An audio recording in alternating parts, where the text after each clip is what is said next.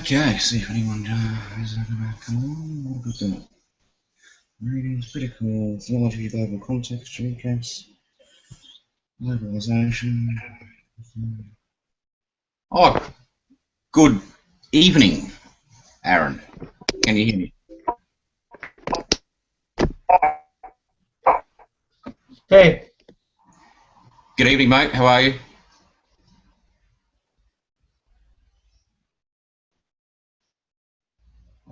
I'm not sure whether you can hear me or not. I can certainly. I can see a frozen image there. It does look like you have a little bit of a slow connection, so we'll just be patient. It looks like the link's working anyway, so type something in the group chat box if you can't communicate otherwise. I'm assuming you can hear this.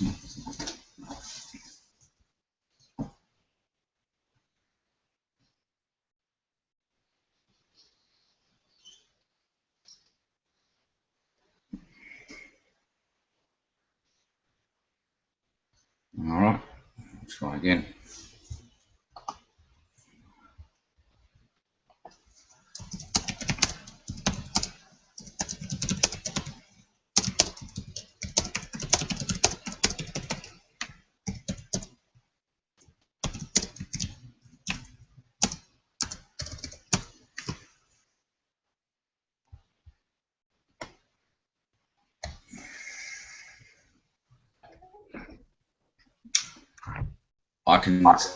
I can see you. There you are. Okay. It crashed and then came back. That's all right. Yeah, we're used to having a little technical glitches along the way, so no dramas. You have frozen again. Can you hear me? Yeah. That's the main thing. It looks like the images or the videos a little bit intermittent, but the audio is pretty clear. How are you, man? I haven't seen you for a while. Okay. Good, good. How are you? So you didn't get to go to Ireland, huh?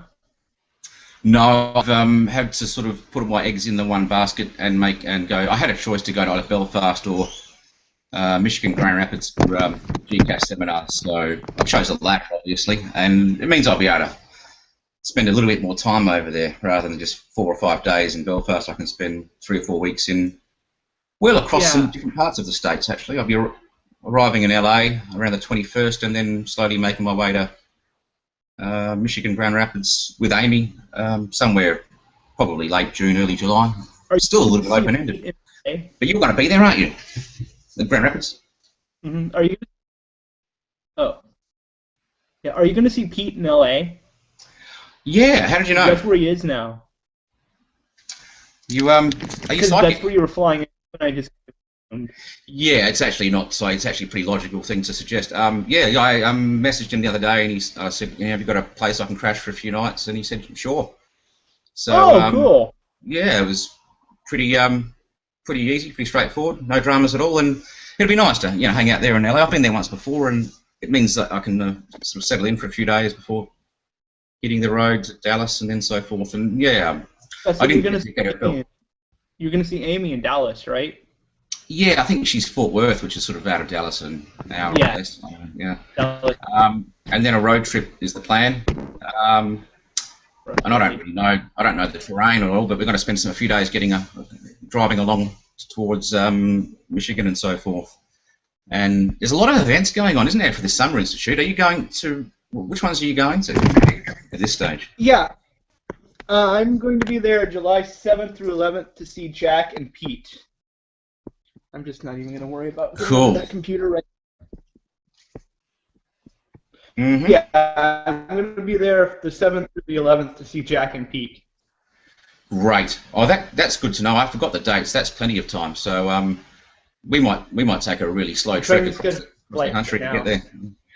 But there's other things going on with the Summer Institute. There's seminars with Badju and Laurel and a few other guys. So I might get involved with a few other things as well. I think isn't Clayton Crockett going to be there another week? I haven't checked out a lot of that, but I'm assuming that would be the case. I wouldn't be surprised at all. And I'm meant to be teaching the third course in the Critical Theology series while I'm over there, somewhere starting in mid to late June for 4 or 5 weeks. It's going to be called Critical Theology and the New Cosmology. Oh, that's cool. Which is sort of, how in how Jack Caputo says that continental philosophers have pretty much had been avoiding the discoveries of modern science and cosmology and physics and so forth, and he sort of calls for a little bit more of a embrace or interaction with the hard sciences. And so, we're going to be looking at the new scientific picture of the universe, the cosmos, the biosphere, physics, cosmology, biology, all that kind of thing, and just to see what a radical theological sort of perspective might look. From maybe angle. And process theology is one thing that I'm going to look at. Then also the Brazier and Melassoudi sort of new realists. And I'm pretty keen to look in. Have you tried to come to terms with Zizek's take on quantum physics and the structural incompleteness of? No, I've heard him talk about things where it's kind of like there's this positively charged void where but I'm thinking and I've been thinking about this a lot, and the person I've been talking to it with is Won Young Kim, who's another student there. Yes, she's in the critical theology courses. Yeah, I invited her tonight too because I guess Preston lets her survey classes in the theology program. Anyway, or take them in exchange for work she does. Anyway, what was my point? Oh, building on the work of Catherine Keller. The idea of a positively charged void is a lot like T-home. I'm not familiar with that term. It's the idea in Catherine Keller's work. It's the idea of. T-home and Catherine Keller. Yeah, it's like a Jewish phrase. Yeah, what does it mean again? It's more the primordial chaos. Disruption. Yeah. That's what I'm taking away from it. Yeah, I like it in the sense that a lot of people borrow or take quantum physics and then sort of misappropriate it in the sort of New Age circles and say, this proves that, consciousness creates reality or proves spirit or something. And Zizek's taking a far more radical view, and I think Catherine Keller's quite similar in the sense that it actually points to a structure of imbalance at the heart of things. That's the thing, because he's saying anytime something's happening, it's because there's some sort of imbalance. You usually have a void, and then something is basically a disruption in the void. Yeah, and it's almost like the zero level is a level of this disruption or this imbalance, and then when things manifest and pop into existence, we see these seemingly stable unities and so forth. But the stable unities are an appearance. What's behind it is a deep sort of chaos or a imbalance or kind of, Zizek calls it an incompleteness in things, and so when we strip away all our socially constructed unities, what we find is this sort of chaotic vortex or so forth, which is kind of interesting, and it's not. I'd like to explore the theological implications of that. Yeah. And, okay, I'll be right back. I'm going to grab my phone. I can't message. There might be some others joining us. We'll give them some time. But take your time. Yeah. Go ahead. Right.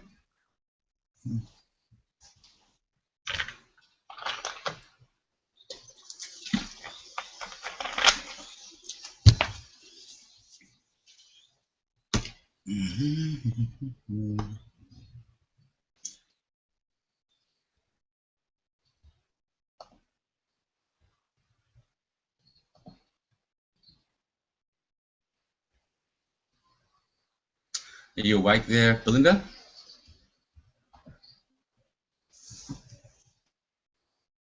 That's good.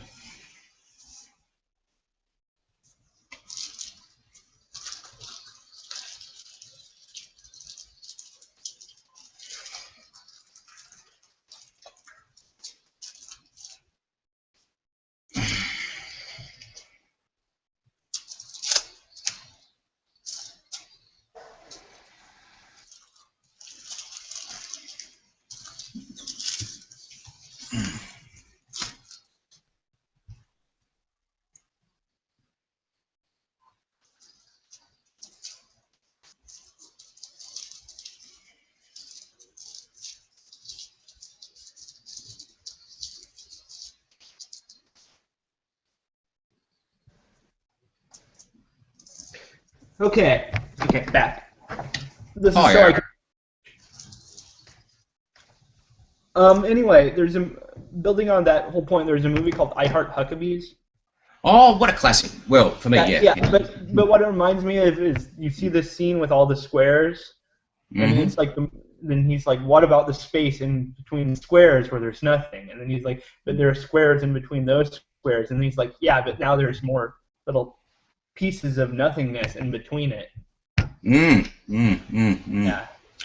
Yeah, it's like, I mean, less than nothing is the title of Zizek's book, but he's just trying to say it's kind of like what's really there is nothing, and what we call something is some kind of epiphenomenon or some kind of appearance or something, it seems. But which is, I don't know. I think it's pretty subversive when it comes to the whole tradition of metaphysics and so forth, and how we try to grapple with these big questions. It's very because I don't know. I think quantum mechanics has been kind of made into a hippie new age thing, really.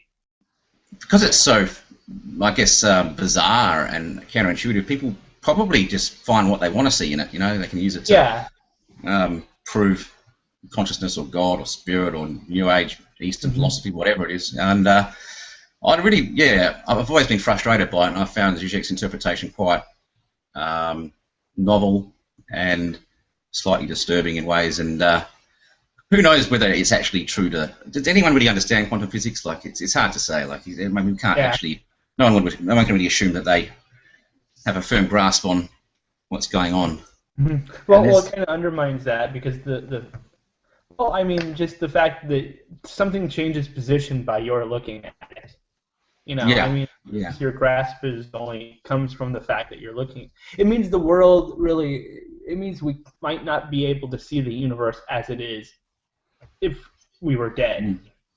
We don't have access to the objective real as if we were dead sort of sense. That a lot of people, I think they use it to almost build up a solipsism. Yeah. I mean, think about it another way. It's kind of disturbing because it means really you're going back to Kant, which is all there are appearances. Because we can't see outside of anything because we're observing it, and the observation is basically structuring what you're seeing. If you weren't seeing it, it would change, but you can't see it in an objective way. That's right. The very fact that you're seeing it. Yeah, the world is not pre-given to us. It's something that we could, at least to some degree, construct. I think the question is, to what degree does our consciousness or our subjectivity construct that? Anyway, I think you dropped out. Are you back in? Yeah, I don't know what it was. Yeah, I just think it gets taken too far, that kind of sense of, to the point where people say, thoughts create things, or our consciousness quaffs things into existence. The other thing. And here's where I disagree with Zizek, because he says that we believe because one of the things about this new spirituality that's out there is it really doesn't pay any honor to the human body or embodied existence. I mean, it's kind of Gnostic in that you have mind stuff, and if you can just get away from the body stuff, then you can basically manipulate the material world. But with my thoughts, yeah. And here's something I don't think Zizek has tackled yet with belief, because I mean that's really where that's going, where it's because if you believe that, then the line of thinking is right there to say you can actually that your beliefs are actually manifest in the object. He talks about that, so you don't have to believe them. Yeah, you externalize them, and then you can sort of get over the religious obsession or whatever. Yeah. What I've been thinking about is with a lot of rituals and beliefs. What about your body? Because you do a lot of rituals with your body. I mean, I divorce myself from my body, so if I'm doing a ritual with my body, is my body believing it for me? I mean, is it some different thing? It's not. I can't completely external. It's not like putting it on a prayer wheel where it's completely external to me. My body can never be. Yeah, it's kind of tricky. It's almost a different modality. I mean, I think when we bodily enact a belief, that's not a way of necessarily externalizing it in a way that we can sort of not have it in our system anymore. I mean, embodying a certain ritual belief or belief is a way of sort of galvanise, fortifying it in a way, wouldn't Yeah, you? I know, and I just there's that there that the problem of embodiment and belief Mm, and externalizing your beliefs. mm, Like for instance, let's take the Catholic tradition of crossing yourself. Now, the only thing I could think of there is somehow the belief is in the sign, the signifier of the cross when you make it. I right. can't Yeah. think of any other way it could go, but even that's too abstract because there's the whole material thing of doing something with your body, you know, Yeah. Yeah. or I think it's. prayer, or all of those beliefs where your body is involved in the activity that's going on. And then quite often there's no words at all. It is merely Right. certainly some forms of prayer, some kinds of the communion or the when you take the bread and the wine and so forth. There's not many words spoken by the recipient, and the cross itself, you don't say anything. You just sort of make certain physical Mm-hmm. gesticulations, and it's yeah. Like, how do you see? Is that a way of sort of taking Zizek's sort of path and saying that's a way of kind of externalizing a belief in the sense that we But don't in a have to believe, we have the body believes for us? Is that how you're saying, or do you think it's actually Yeah, a I way mean, of you can't even really do that because if you do that, you can't achieve perfect separation from your body and still be in control of it unless you're dead hovering over your body, somehow. mm, mm, mm, mm. It's kind of one of those in-between spaces that's interesting. Yeah. It's not something I've thought about. It's certainly worth giving some attention to in a lot of ways, and to me, like, yeah, embodiment and sort of that material enactment of things is sort of Mm-hmm. very, very much primary, I think. I mean, certainly, otherwise you just end up with a situation where there's this gap between our beliefs and our Right. actions, which is kind of pretty commonplace, I think, in a lot of circles and so forth. I'm just not sure whether, embodied enactment of certain beliefs through ritual is a way of having the body believe for us, or a way of actually more authentically Well, if you sort of think about incarnation, owning belief or something. Yeah. you know, I mean, if you Mm. think about the idea of incarnation, Mm. I mean, that's where it's at, really. The Yeah. material side of things is what really matters. So the belief really is in the practice. And if you think about Mm. Jews, practice is really huge for that reason. Yeah. True. I think that's really central to the incarnation, and being very central to the Christian tradition, and certainly the materiality and the embodiment. Yeah, it's always been there, and certainly, yeah, the Jewish tradition never really had this body soul dualism. Yeah. They've always seen them as overlapping or interchanging in certain ways. So yeah, again, I feel like it's probably the inheritance of the Greek philosophical tradition that has led to these dualistic splits and so forth, Mm-hmm. that might have compromised Christianity in its development in some respects in that way. But how did you go with the readings?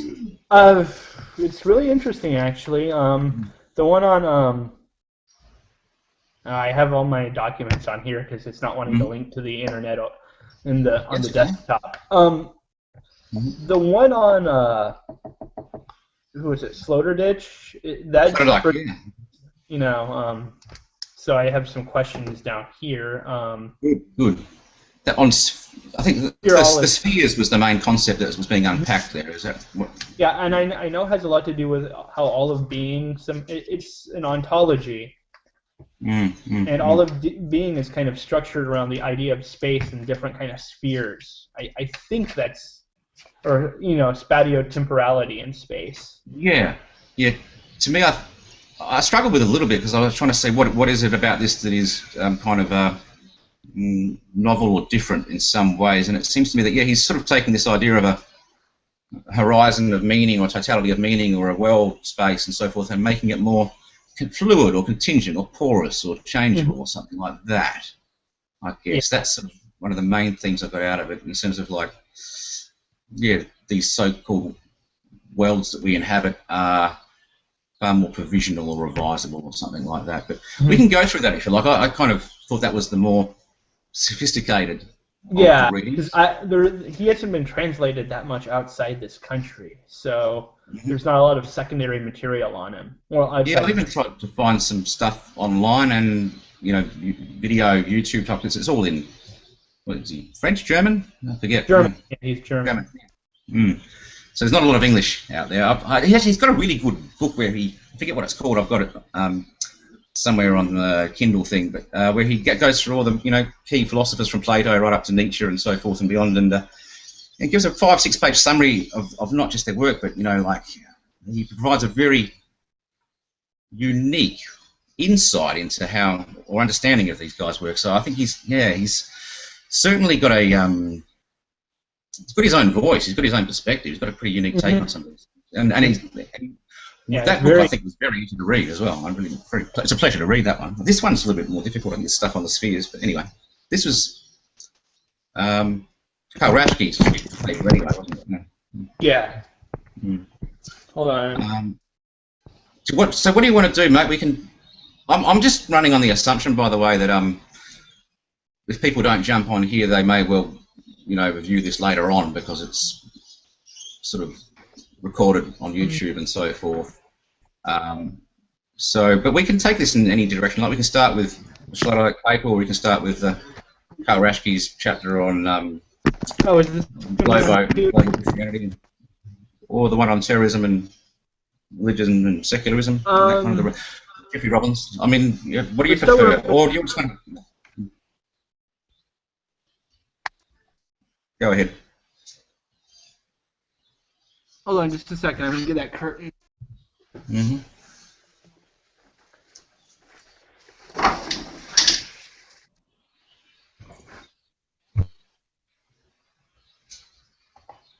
Okay. Well, all my documents on here, with Slaughterbeach, I guess, because that's the more meaty thing there. That was the more challenging of the three. So let's go and have a look at that. Yeah, all right. I've got a copy of that here. Again, was this Karl Raschke's? Yeah, that's right. He wrote a bit of a paper on this.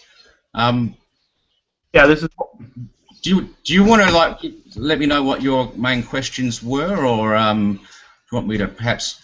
I think I just told you what to me it's sort of turn on this notion of the spheres, and I'm just trying to work out. That was my main objective, was to try and come to terms with what he was. Let's start with some background. Mm-hmm. Yeah, let's just start on some basic background of where this situates Slaughter in terms of things, really, and how is he a philosopher of globalization, I guess. Yeah, so let's just start there. That'll be good. Plus, if somebody, that's a good, if anybody jumps on, that's a good kind of jump.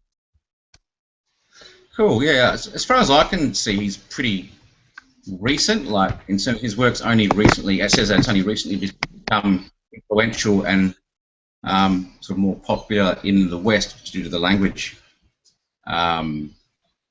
barrier or gap there in terms of his he doesn't speak English as far as we can see.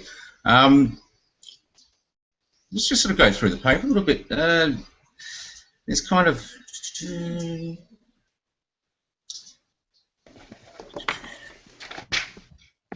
I think he probably comes out of a tradition that would be phenomenological in a certain way, which sort of goes back to Husserl. So he's trying to stay pretty close to what's given in our lived experience and so forth. He says here it's not scientific in that sense of the term, though. He says that this philosophical enterprise is very ethical, and he also has it's almost like early on in this paper there's a sense that there's an implicit religious force structure to his thought as well.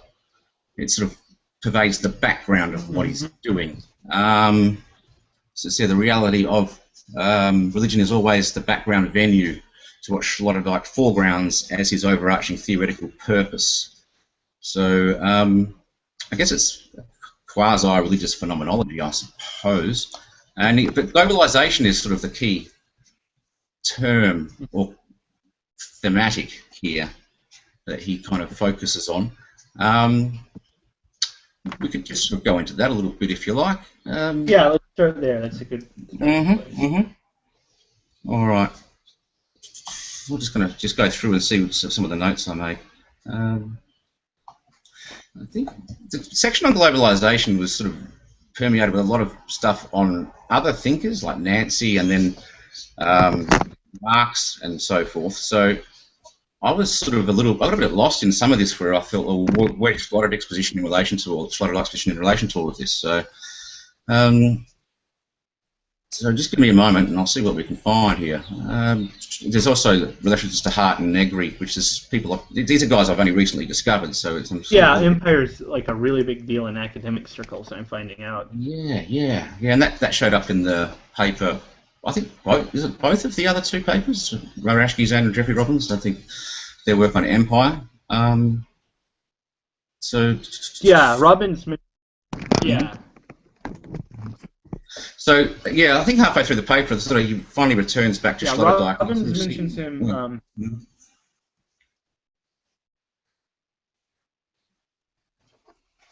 Okay, and also go ahead, Aaron. Jean-Luc Nancy.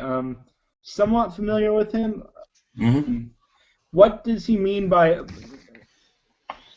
He said something in there about there not being pure signs anymore, and how that's kind of can offer a new global community. I don't have the paper in front of me, or something like that. Do you have the page number for that? Was that page 5 or 6? Or do you have it? Yeah, let me try.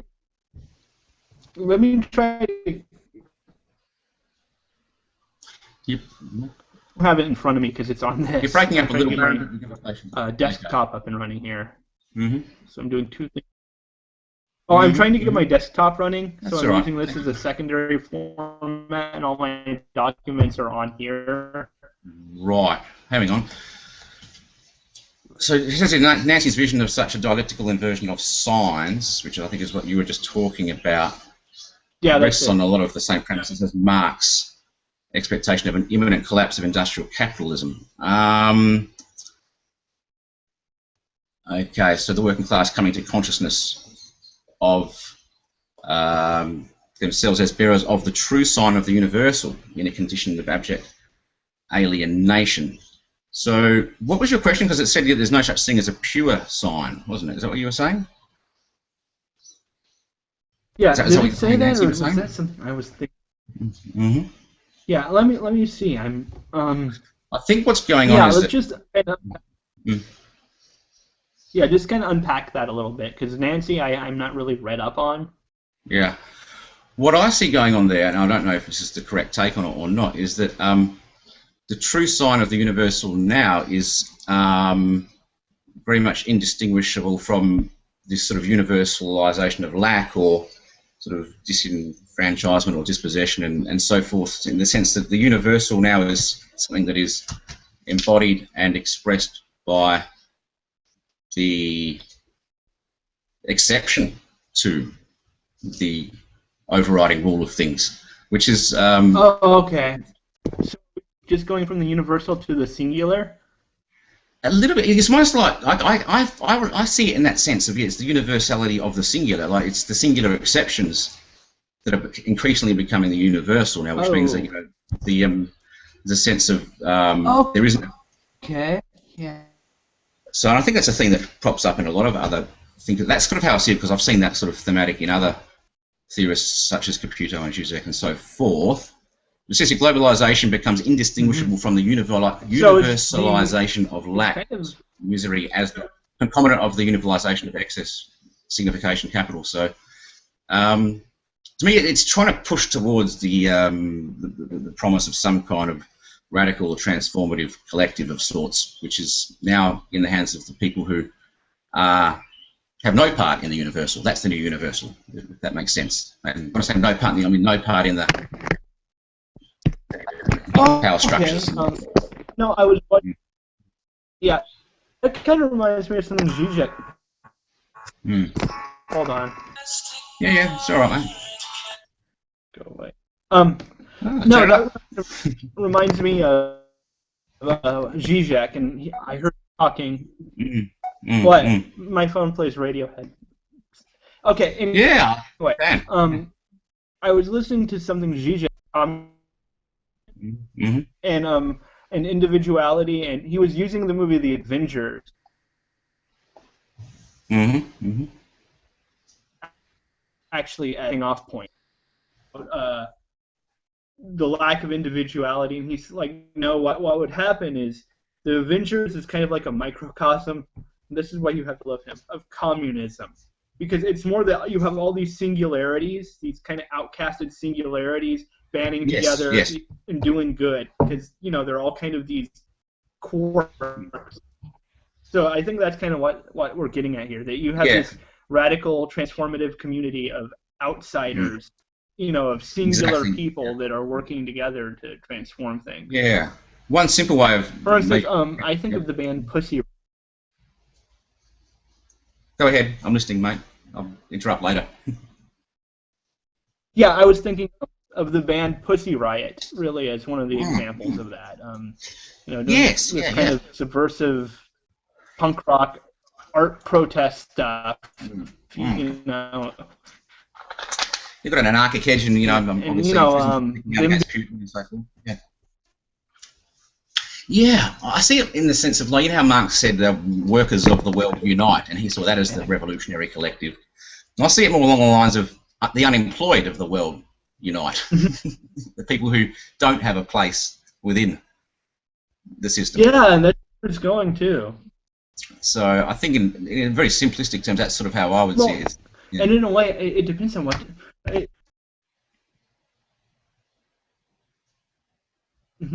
The other thing is, I listened to that thing on accelerationism that they did, and okay, where am I going with this?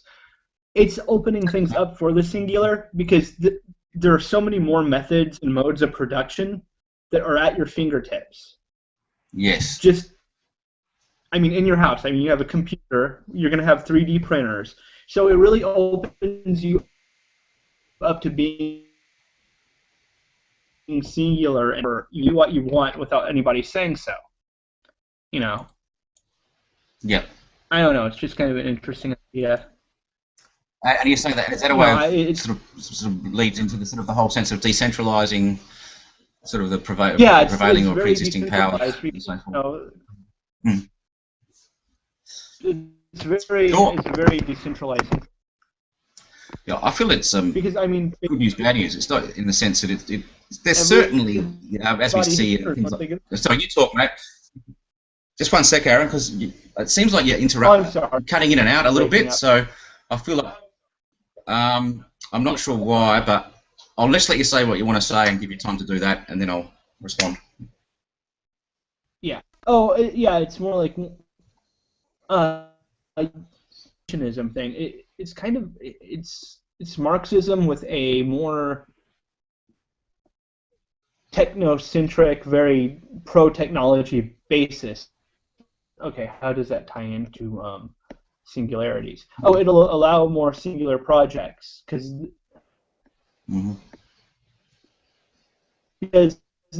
see, we have mass production where things are stamped out one after the other, and you kind of there's still a real factory format to things, but soon you're just going to be able to have a factory in your house basically that's automated. So it's going to really when it comes to the unemployed, what people are going to do is they're going to find ways outside of that, out of the factory setting and corporate setting to make things. And it's I think those kind of quirks that are going to lead to the uprising thing. Yeah, there is the sort of scope or potential for re-envisaging certain things, because there isn't any overarching rule-governed system that stamps things out in the industrial age. That seems to be that shift from the industrial to the post-industrial information age that is brought this along as well, and the kind of a differentiation or diversification of things that allows people to split off and re-envisage, perhaps reimagine, certain modes of being and knowing and so forth. I think that's what you're getting at. And that, to me, it kind of goes both ways. There's a sense of. I'll stop there. Oh yeah, the other thing about the unemployed is they have more time to reflect on what went wrong because Mm, the unemployed were the previously employed, mm, mm, and when they can't find a job and they have all this time, all there is to do is think and reflect about what happened. mm. You And know? most of the fully employed are actually they don't have time to Right. at all. I mean, they have to merely to survive and preserve and maintain their current way of life. They really Right. don't get a chance to question any of these fundamental assumptions or re-evaluate things and so forth. So, yeah, to me, that's kind of like, Yeah, I'm gonna give up on this. yeah, try and get something that you're comfortable with. I mean, I'm happy to persevere with a few glitches, but, whatever you're comfortable with. And I'll have a bit of a Yeah, closer look at I get better. set something up, and I'll have a closer look at the article and see if I can find a section that might respond to some of your questions there on the pure sign. I'm not sure. Let's have a look.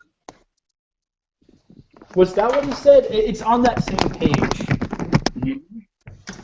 It's on that same page. Okay. I think it's in the second or third paragraph. Maybe I put it down here. Let's have a look here. What we would call globalization through the dissemination of pure signs offers an That's opportunity, it. and a revolutionary one at that, to a rehumanized world that is the realm of meaning creation. So if the production of total humanity, that is global humanity, or the production of humanized world, is nothing other than the production of the sphere of freedom, a freedom that has no other exercise than the multimorphic production of the entire world, then this final production determines no genuine end, no telos, no eschaton. And therein lies the revolutionary potential. Yeah, I struggle with it. I got the sense that perhaps he's talking about the fact that there is a sense of this realm of meaning creation is now becoming an aspect of what we mean by economic production or something like that. Like, instead of their modes of production being sort of limited to sort of industrial production or industrial sort of conventional sort of economic sort of material So, things, we get this sense of meaning. Is that this creation of meaning is becoming a form of economic production or something? I don't know. I mean, I don't know. well, Like, if you think about branding, isn't that what yeah, they're talking about? I mean, that's kind of what branding is. You're creating meaning. yeah. And often we buy things not because of the object that we're getting, but because of the meaning that's attached to it, or in a certain way. Yeah, branding, I think, is a great example. I think I just basically said what you said in that sense. But there's something about the close. It's not labour that have been expropriated. It is not labour that turns out to have been expropriated by meaning. What we would call globalisation through the dissemination of pure science offers an opportunity to a rehumanised world that is the realm of meaning creation. To me, it just signifies some kind of break or rupture with the general sort of over-accumulation of capital as labour. So yeah, because now it's replaced by the prospect that the infinite extension of the symbolic proliferation. So yeah, it's a shift from the sort of material forms of labour to more symbolic, meaning-making forms. That's what I'm getting at here as something that holds some revolutionary potential. Let's have a look at this. This is interesting. I mean, I actually did I was slightly confused or uncertain about this myself, Larry. So we'll just have a closer look, if you like. And if you're, I'm still not satisfied. I'm going to try to pull it up on here at least, on my phone. So the creation of a world. We presuppose a hypothesis with respect to an internal displacement of technology and capital that would make an inversion of science possible. So what used to be insignificant is now becoming significant. So I think so basically what used to be insignificant is the whole world of meaning, interiority, signification, depth, and so forth. There's an opportunity for that to become significant. So what was devalued now becomes a source of yeah, productive value, I suppose. And what I mean by that is that, you know, if you look at what generally occurred through the sort of industrial age, I suppose you'd say, it was a sense of, yeah, we lived in a world of material surfaces that were devoid of any depth or meaning or value. So, and now the insignificant equivalence of capital, I think, reversed into an egalitarian, singular, and common significance. I think that's sort of a vision of this kind of a reversal of signs. I think I'm getting at it.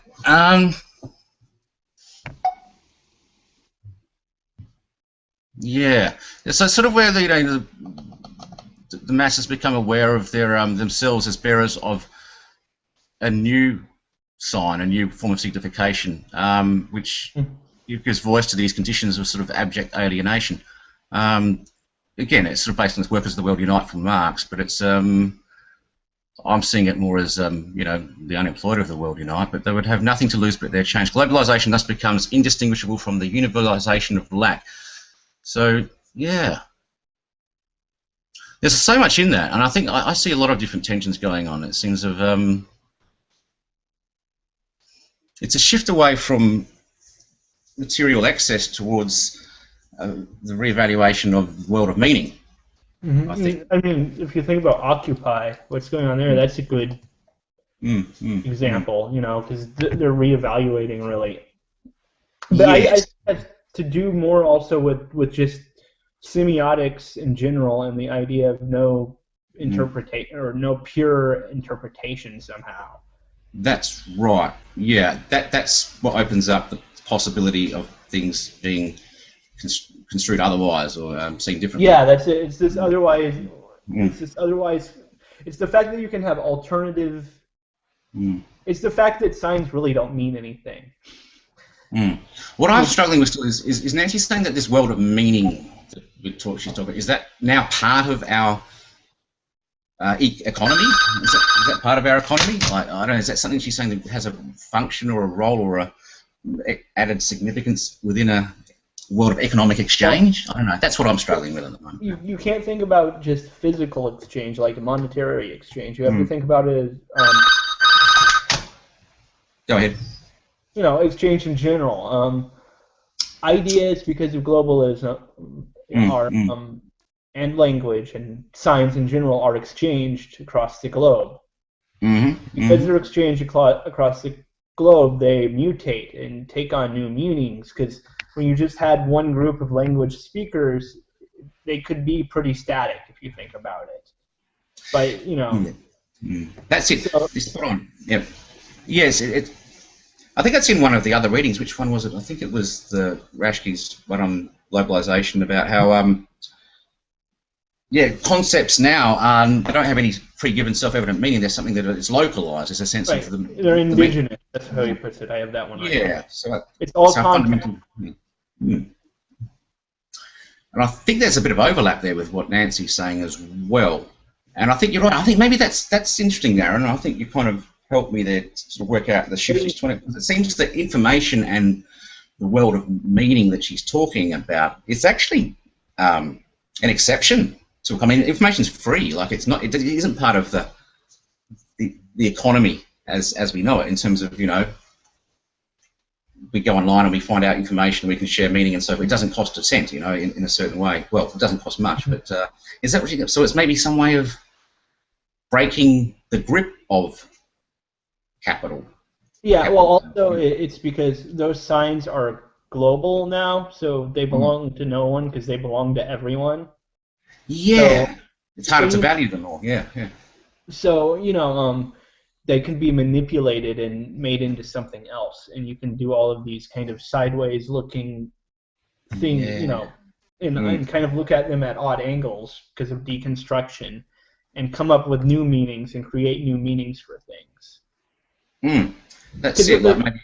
You know, you have to think of the sign as kind of contaminated by other people and changing because of that. And since they're contaminated, you can't really say that they mean any one thing. So they mean everything in a way. So why does she say pure signs? Well, is a pure sign one that is without any fixed identity, or without, contaminated by multiple contexts? Is that a pure sign? I guess if you think of a small tribe that has an indigenous language, that's never had contact with kind of the outside society, then everybody could basically agree on what, within some meaning, there's not going, or within some limitation of what this word or this sign means, But you can't really have that anymore. That's right. So the proliferation of signs in this postmodern sort of landscape suggests that once they're taken out of their traditional context, they can be reworked, reconstructed in a certain way, or given different meaning. How does that relate to this? The production of a sphere of freedom, a freedom that has no other exercise than the multimorphic production of the entire world. Perhaps it has this kind of that phenomenon and that function, that trajectory you're talking about, is a way of, again, dismantling or decentralizing a lot of the dominant narratives and meanings that prevail under sort of a capitalist order and so forth. Is it a way of, again, decentering and destabilizing, I suppose, because... Well, yeah, the other thing I'm thinking about is, I'll give you an old example. St. Patrick takes a pagan symbol, a signifier, and gives it a new signification, and makes it a symbol for the Holy Trinity. So in the same way, we can take all these signs and create new meaning with them in a global context. And since people already understand them, you can actually use something that a sign was for to subvert the very thing that it was for. Brilliant, thank you. And that ties directly into how, to go back to my old favourite, Jesus of Nazareth used signs in the same subversive way. Like he would get a mustard seed and say, this is the new symbol of the kingdom, for instance. Which is the smallest of all seeds and so forth, the opposite of the great cedar, which was the traditional symbol, the big cedar tree, and so forth. Or, leaven, which is kind of like mouldy yeast and so forth.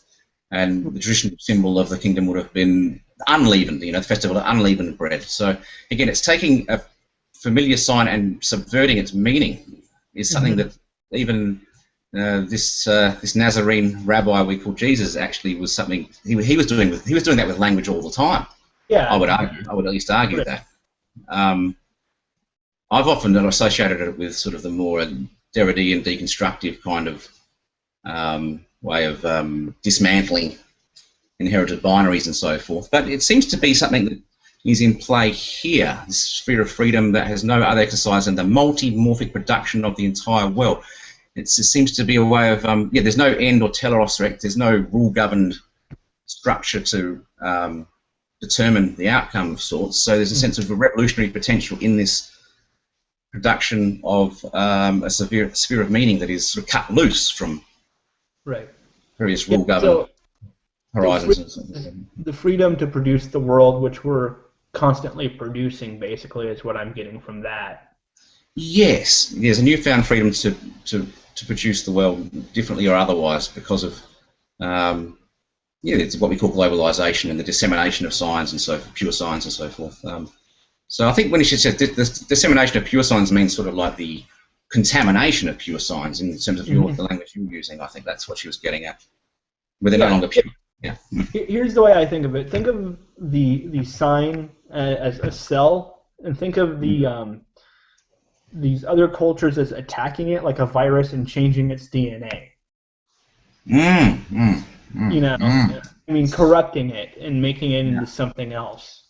I like it. I can start to relate this to some of my own sort of research in theology and historical Jesus stuff now in a way of trying to actually it's just simply taking something that is very familiar and sort of well worn and perhaps exhausted and shifting the context is what shifts the meaning, and then it becomes fresh, novel, different, otherwise perhaps revolutionary.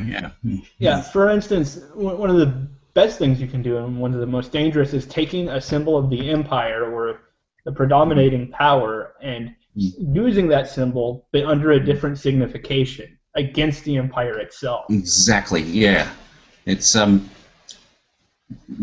it's almost like I see it as sort of almost like let's mock what everyone assumes to be the good and the true and the beautiful, and so no, this is actually bogus and so forth. Yeah.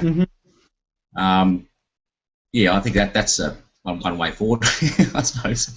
And yeah, to me, I can see the edginess to it and the subversiveness to it. Yeah, that's helpful. That's helpful. Yeah, definitely. What other points of interest, contention, concern? Let's see. I have some. Let's see. Productive subjectivities. I think it's on that same page. Productive subjectivity. Oh, that's Negri and Hart too. Michael Hart actually did a video lecture for GCAS on it, not too long back, towards the beginning, but yeah. Again, this is a little bit new to me, Hart and Negri, but it's something that first impressions of. I'm very intrigued, very much interested. It's basically that I'll just read out what this section says, and then we'll try and unpack it. But the motives are remarkable. So they boil down to a fascination with the power of what Hart and Negri termed productive subjectivities. This replaces the dialectics of class struggle, which through the emancipation of labour from its strictly physical form, just what I was trying to say before, but because of the reach, ubiquity and planetary organisation of the new symbolic and communicative technologies, have the same revolutionary dynamism as the general strike did. So I reckon they're saying that it used to be that the materiality was productive, and now they're saying no, subjectivity is productive. No, yeah. But if you think that that's true, because concepts really structure our subjectivity, like signs, and now we have mass media. Yeah. So you have the power to basically structure. It's productive. You're producing a subjectivity on a global scale through mass media. Yes.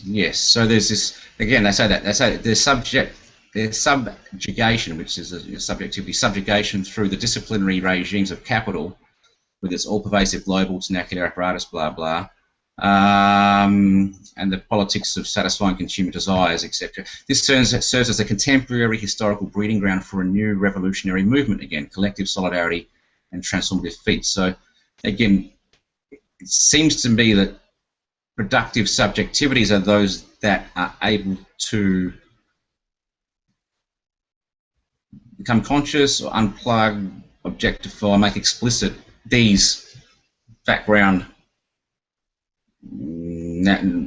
linguistic structures that actually inform us and so forth. It's sort of trying to make what subject-object, trying to actually not be had by these regimes that constitute us, but rather have them and reconfigure them in a certain way. If that makes any sense. Yeah. Yeah, you're producing. Well, I don't know if it's the productive subjectivity. Is it that there's a certain kind of subjectivity that's producing or productive, or is it that you're producing a subjectivity in everybody else? Because really, that's what advertising is. It's a way of constituting subjects. Yeah. I mean, most spheres in life do that in different ways.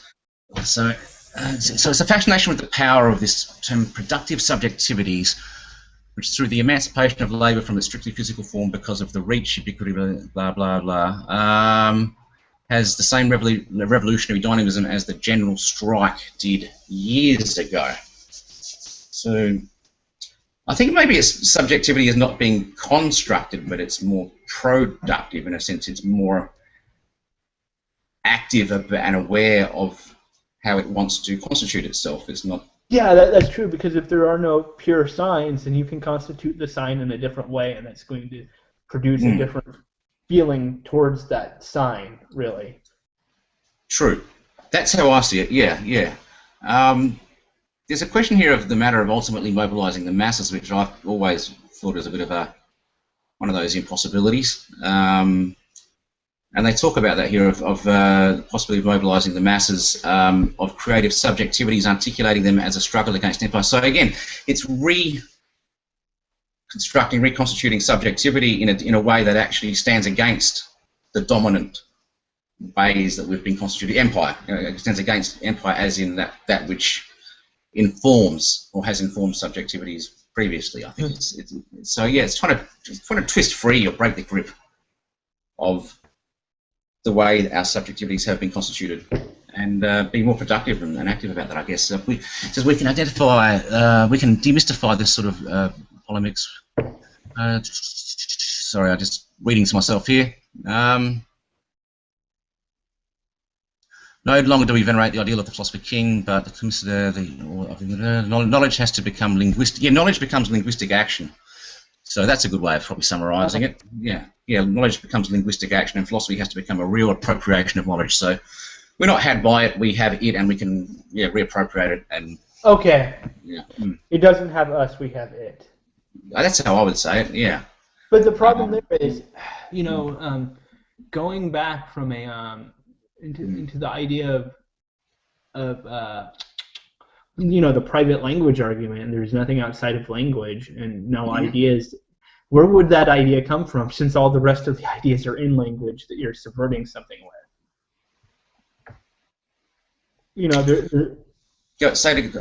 What's outside of language in what you just said? No, nothing. Remember, because really there was before it was you had kind of an idealism where it's like you have the pure idea and it's put in language. Yes. But if there's only language, how do you even subvert something if you're born into language? Because yeah. I don't know. It's just kind of I'm trying to look at predictive subjectivity. Are you saying how do we get outside of language, or how do we get outside of the form of language that we've inherited? I think that one. How do we get out? You know what it is? It has to be the corruption of your language by other signs. Yeah, to me it's the deconstructive impulse of being able to make explicit ones, implicit assumptions, and so forth. Mm-hmm. We don't get outside of language, we get outside of the historically contingent forms and structures of language. Exactly. So if you're in a small indigenous tribe and you might not have any contact with any kind of different meaning-making structure, but once it kind of infects that language, then you can say, I don't believe this about this, I believe this about this.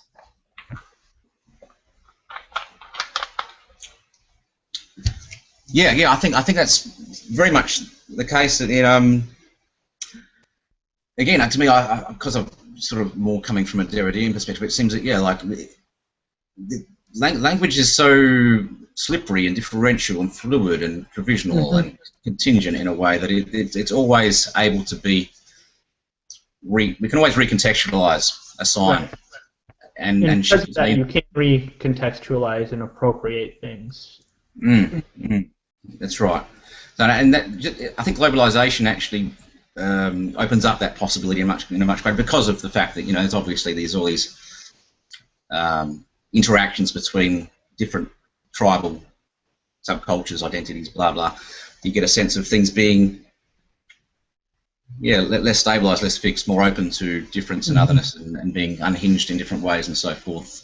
So globalization is actually, I think they're talking about how that actually is there's a positive potential there for some kind of transformative action in and through how knowledge has to become linguistic action, in this sense. I'm wondering what that kind of revolution would look like, though, on a mass scale. Or would it even be a mass revolution? I don't know. You think if we knew what it looked like, it wouldn't be the revolution, perhaps? In terms of when we talk about the events, is there something unforeseeable and so forth? If we could see it coming and predict it and calculate it, then perhaps that's not what we were looking for. Nope, I guess not. Or is that a way of avoiding the question? I don't know. That could be a way of fudging a very good question. I'm not sure, but because it's to me, I don't know. My sort of hunch at the moment is let's make nonsense of the things that everyone finds meaning. And I think I put a post on that on the Pyro site, like sense of let's mock the seriousness of our it's structures and so forth. Let's it's show them to be ridiculous. Yeah. Because that's what every good comedian does. Every good comedian deconstructs because they're taking some concept and basically they're not destroying it. They can't destroy it because then they can't make fun of it anymore. They're just kind of poking holes in it and open. That's what comedy does. They're twisting it and they're making small of something very big that you take very seriously and undermining it by doing so. Yeah. They'll take a tragedy and show how it can be a comedy or something like that, or they'll shift the context of something that we all take for granted and sort of show it to be more ridiculous, rather than so serious or profound and so forth. So I think comedy is probably one vehicle for sort of allowing us to drop our ordinary everyday defences and reimagine what's possible for human beings and so forth. What else? Music, art, these sorts of things when done well. On the musical scene, one artist that comes to mind a lot is MIA, who's a Sri Lankan rapper, actually. Yeah. I don't know, but no, tell me. Huh? Go ahead. I'm not familiar, so tell me. Yeah, I'll post some of her video, but she uses a lot of traditional signs and kind of subverts them because she's a graphic artist too. A lot of Tamil imagery, a lot of stuff from the Tamil Tigers, who are a terrorist organization, and you kind of feel like she's using these, but not taking them too seriously, but taking them very seriously at the same time. Well, I'll have to post some of the videos, but things like that. Yeah, I think in kind of sort of trying to perhaps mock or ridicule some very familiar signs that might function in a certain power system of power and that sort of stuff. There is a serious intention behind that whole deconstructive or subversive move, isn't there? There's actually a serious matter at hand when we try and recontextualize and reconfigure and reappropriate inherited linguistic assumptions and so forth. It's not just a joke. It's done because the world's in crisis in certain respects, I suppose. Well, yeah. I'll tell you a dangerous side of this use of science for producing subjectivity is Hitler and the swastika. That's what I was going to say. Like, that was originally some medieval religious cult used that swastika, didn't they? Didn't he? Did he actually change the form or the shape of it as well? I'm not sure. I think they face the opposite way, but I mean, even if you hate Hitler, which everybody does, no doubt. But you have that's a good semiology right there, and that's what he was doing. But the thing is, if you can do that for evil, what can you do for good? I mean, you can make a single. We live in a world where, because of this mass communication, you can make a single picture, a single image, and it can change the world. I mean, if it's put in a different context in the right time and the right place, it can pop open people's awareness in certain respects, I suppose. Yeah, and the swastika is a really good example of how a sign has been. I'm just talking about any kind of singular image, something simple, something iconic that and that can be a sign, and it'll spread, it'll disseminate. That's the dissemination of science, really. I mean, it'll disseminate and it'll kind of infect people and change the way they think about things. And once it's in there, they can't think of things the same way again, really. What about, I'm interested in sort of coming up with new signs or concepts that are inherently ambiguous, that refuse or resist any simple, self-evident meaning. In ways. I mean, that to me, I mean, Peter Oland's orthodox heretic, but fidelity of betrayal, that kind of thing, which leaves things undecided, that's a very, to me, that's quite a provocative way of using signs that sort of slips through the grasp or slips through our needs to secure the meaning of things. What's a good example? Yeah, just dialectical signs where they're not closed down, but there's like a wrestling tension in there that can't be settled. Yeah. I mean, everyone's seen the image of the vase that becomes a woman and so forth, depending on how you look at it. Yeah, that's a good point. That kind Which of one ambiguity, is you know. both? Mm. But yeah, and there you have the idea of the thing. It's a gestalt, really. Yeah, yeah, the It's figure in the foreground ground. and background, and things kind of slide in between the foreground and the background, so it's fluid. Mm. Mm. Mm. To me, that's a pretty creative way of trying to use science that, you know, slips through the grasp of any kind of stable meaning or determination in a sense. But, you know, it's I also, again, I do see the parables and the language of Jesus doing that with in ways as well, where he'll I mean, even the phrase "good Samaritan" is an impossible thing to say in the first century. A Samaritan is a Right. subhuman outcast and so forth. Right. Religious degenerate. So it's almost like saying the good terrorist or something like this. Yeah, exactly. I mean, but think about how that meaning has changed, and just how one story by one man has infected an entire concept and made it a very good positive thing, as before it wasn't. Yeah, yeah. The villains have become the heroes, and then comes the Samaritans here. And also, there's another sense that the meaning of the parable has also been lost because people don't understand the deep tension in play when it was first spoken. It's now become a story of, you know, be good to your neighbours or something like that, rather than the more subversive, world-shattering intent that was behind it originally. But yeah, it's an example of a sign being put in a different context and shifting its meaning in a way that can open up a different world in some respects. Yeah. Mm. Okay, so What else that's have you got there, Aaron? You know, I'm happy to take as much time as we like. yeah. Okay,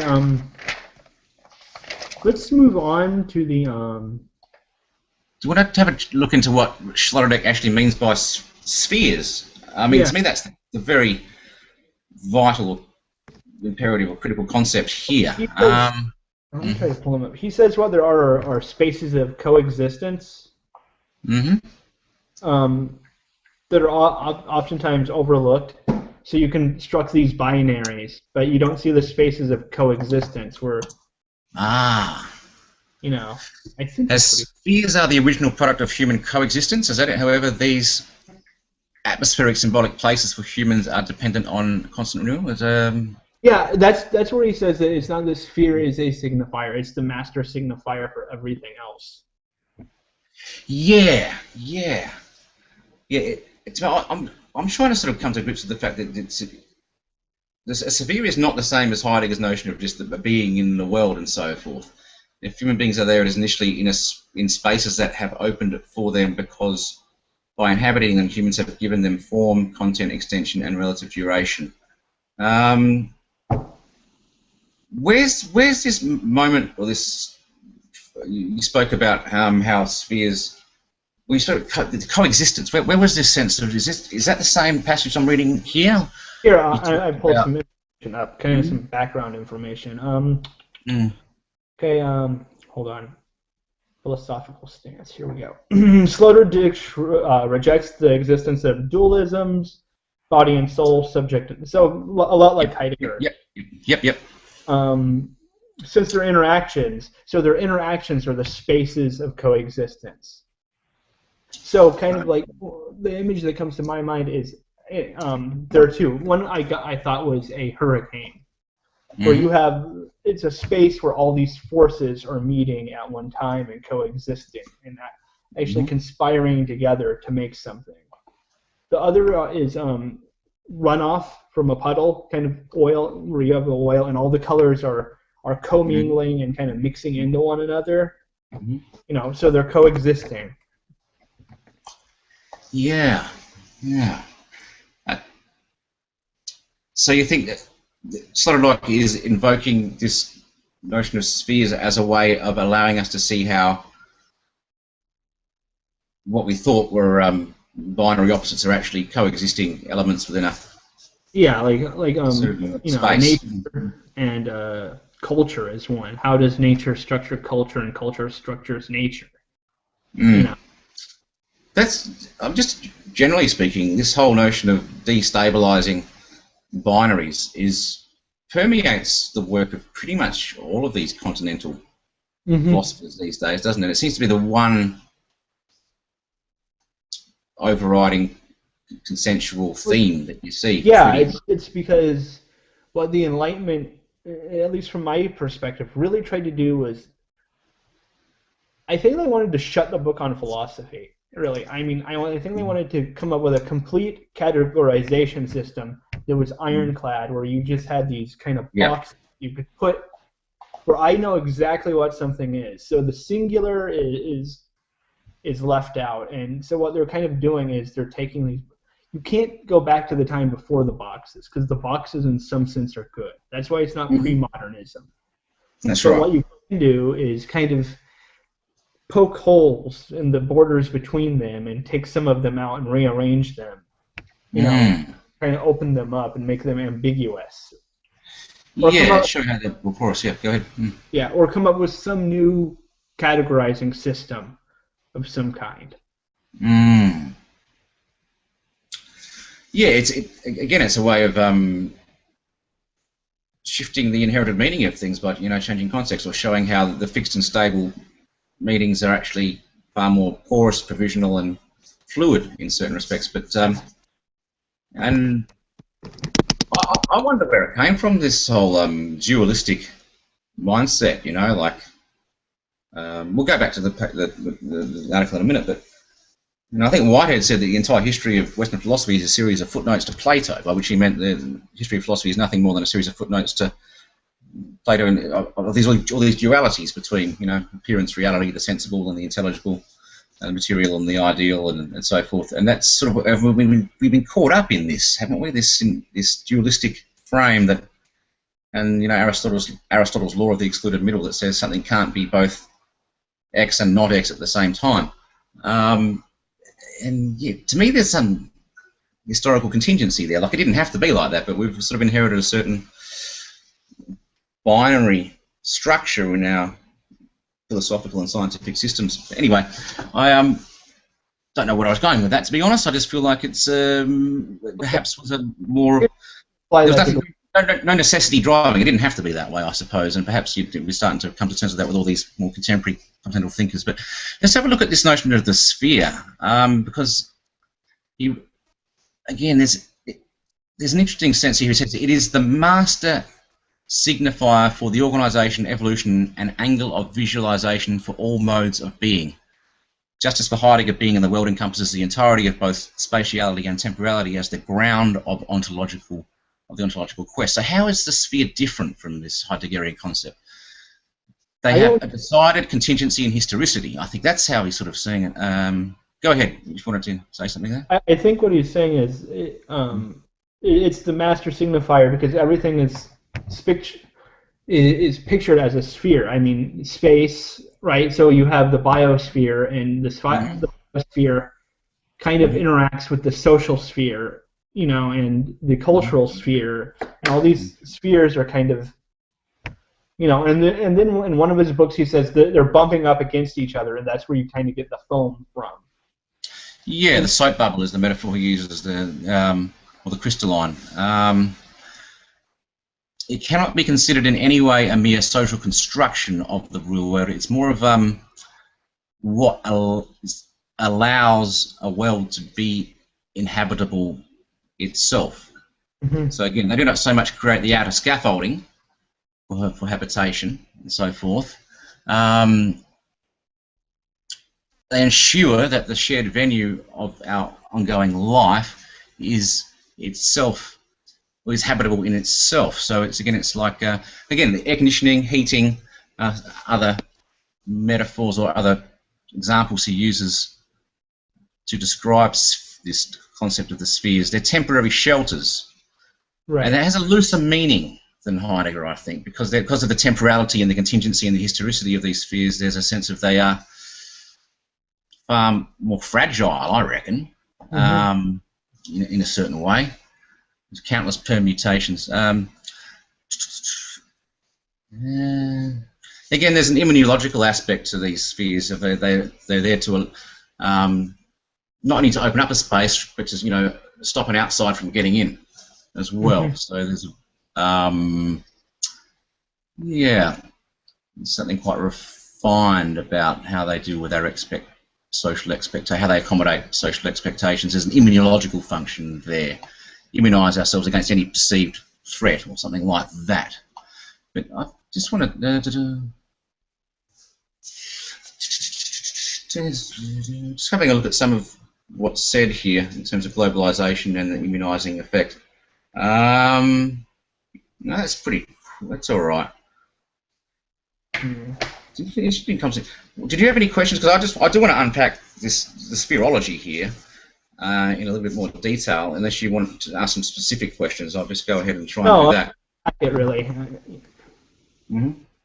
Yeah, just go ahead and start unpacking it. Okay. Again, how does it relate to globalisation? Is it sort of the I think it's because. Let me see if I can find something on that. I think it's because the globalness. Yeah. It's the globe, it's the sphere. Yeah. And in a way, the sphere now is nowhere and everywhere. So, since it's everywhere, it's nowhere, and that's kind of my take on it because of telecommunications. Yeah. I mean, there isn't hard to see just a very surface connection as well. I mean, the sphere is a globe, and so to sort of speak about globalisation as a sphere, I think makes sense in that sense. But I'm not satisfied with my understanding of this just yet. The third stage globalisation is when the particularities of the self-contained national collectivity disperse into evanescent singularities, which we discussed a little bit earlier. It is the age of this neoliberal global consumerism. The age of foam amounts to what Sloterdijk baptises the micrological turn. See, a lot of this is very new to me. Everything becomes miniaturised and internalised in extreme. Now, I'm surprised I haven't heard of him by now. It's probably because it's been translated outside of...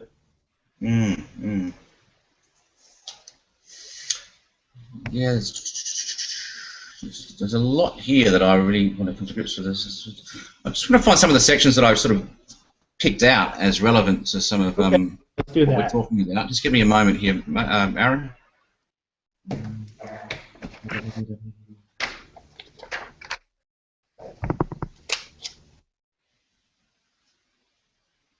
It talks about the reduction of the right, justice without generosity.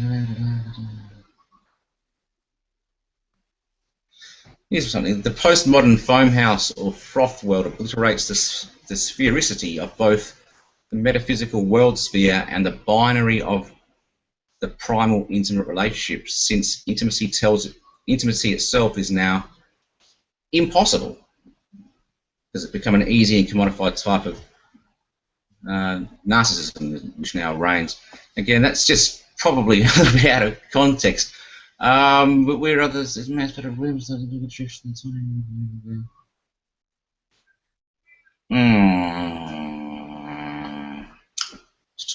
Let me go back a bit. I still want to come to grips with this. Just all I'm really interested in doing here is coming to terms with this notion of spherology. Positions need. Well, maybe.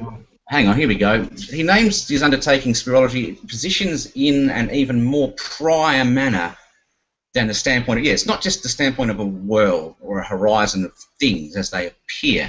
It's a kind of root metaphor for the very act of signifying a horizon. So, yeah. That's probably pretty key, I think, to what spherology is.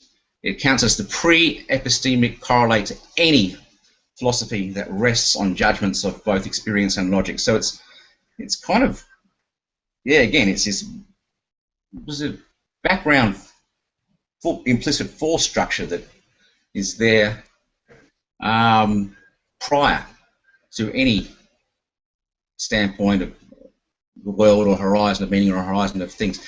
That's how I see it. But I also think that there's a sense of it's being far more contingent and fluid and porous or changeable or something as well. I think that, I'm still struggling to differentiate Sloterdijk's understanding of spherology from just Heidegger.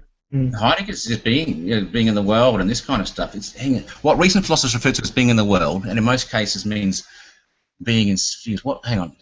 this is a quote from Sloterdijk in his introduction to spheres. What recent philosophers refer to as being in the world, first of all, and in most cases means being in spheres. So it is kind of synonymous. If human beings are there, it is initially in spaces that have opened for them because by inhabiting them, humans have given them form, content, extension, and relative duration.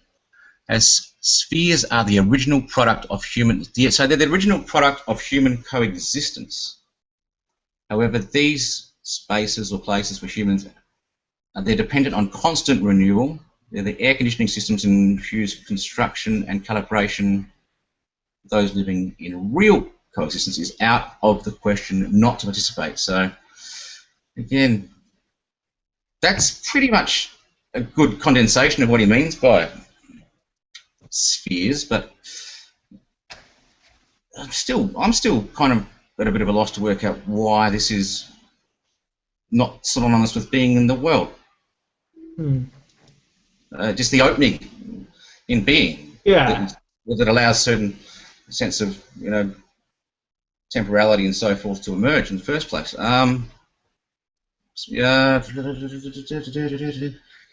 And do we construct these spheres? No. By inhabiting a sphere, humans have given them form, content, extension, and relative duration. What does that mean? If human beings are there, it is initially in spaces that have opened for them because by inhabiting them, humans have given them form, content, extension. So that's their original product. So they're a product of human coexistence. So in some sense, I'm not sure whether they're prior to any standpoint on the world or whether they're a product of humans co-constructing some world. I think I might need to follow this up with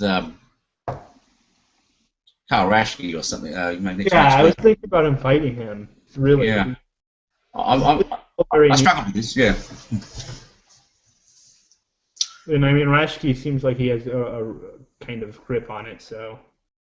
Yeah. I'm very keen to get a handle on Sloterdijk, but I'm at a bit of a loss to see where this fits into why this is the significance of this, I suppose. I can probably is a really helpful tool for coming to terms with globalization, I gather. There are a lot of little excerpts in this article that I thought were great, but just the overarching concept of spheres, pre-epistemic correlate to any philosophy that rests on judgments of both experience and logic. It just seems like an interpretive force structure. It's just the background framework through which we can see anything at all. It's almost like that's nothing. Yeah, it sounds like a category, or like an a priori category from but it's the a priori category that we use to structure everything. It's what structures the a priori, something like that. Or, yeah. I'll follow this up a little bit further, I think. But that's okay. Apparently it's things deep down are structurally incomplete anyway, so I'm okay to sort of not have a total understanding. Yeah, like I said, this is very new and strange to me. So yeah, because I never heard about this. I don't have a good handle on Jean-Luc Nancy, but I've read a little bit of it. I've never heard of this guy. So it's very new. This is interesting. Just one more thing before we move on. The sphere replaces the conventional phenomenological expression world because it has a concreteness and a mutability.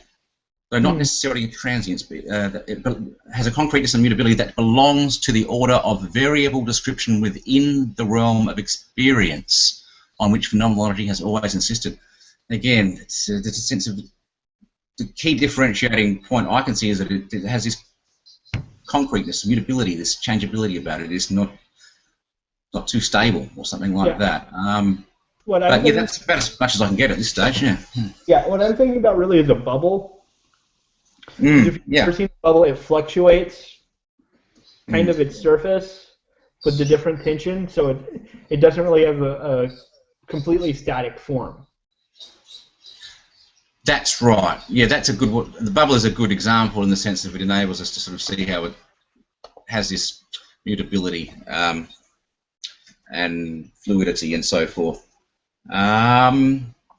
Would you like to? Well, happy to go on and have a look at some of the. I think the other readings were a lot easier than this, Aaron. The chapter on global pomo, chapter 1 from Rashke, the planetary postmodern movement, and so forth, or the one on religion, politics. Yeah, I'm not done with that one, although it is very interesting. I guess. I thought. Which one do you find interesting? I thought it was the Jeffrey Robbins on terrorism and so forth. Is that the one that you were? I'm not found most intriguing? that one yet, but what we can what go. energized you the most? Yeah. Yeah. Excuse me, you were breaking up. Yeah, I'm going to shut up and just let you tell me which direction you would prefer to go in of the. Okay. Both of the other two are pretty straightforward. I found them just very easy to read. Yeah. I didn't finish Robbins because I think that one's for next week. It may well be right. Yeah, but I did the Global Pomo one's pretty interesting. It's just right. Yeah, it's a pretty good overview of things. Really, is what I'm getting. No, it's not a lot of new stuff. Really, it's more just kind of. It's the first chapter of a book, which is always kind of an introduction to the rest of the book. You do get the overarching picture of things when it comes to globalization and what's going on in Christianity, I suppose, as well as religion in general these days. Yeah, one of his biggest points is we're in the post-Christian era. Post-Christianity or Christianity as a socializing force, really, or a cultural force is over. Yes. What else did he say? He's saying it's no longer a Western phenomenon, but a global one. It's like declining in the West, but it's growing rapidly. Yeah, I'm thinking about N.T. Wright. Rest of the world. N.T. Wright said, there might not be Christian. Well, no, this is my thought, and then I'll get into Wright. Yeah, there might go ahead. Christianity anymore. There might just be Christianities, really, which is really what it's like in the first century anyway. Hasn't it always been like that? I mean, there's always been diverse forms of Christianity, even from like when Paul started preaching to the Gentiles and split away from the Jewish disciples and so forth. Yeah, N.T. Wright said that he's seen places in the world, and there are forms of doing church and Christianity that he could hardly recognize. So that's what it makes me think of. Yeah, almost like the word Christianity is almost meaningless when it comes to how we would experience these different forms of life. Right.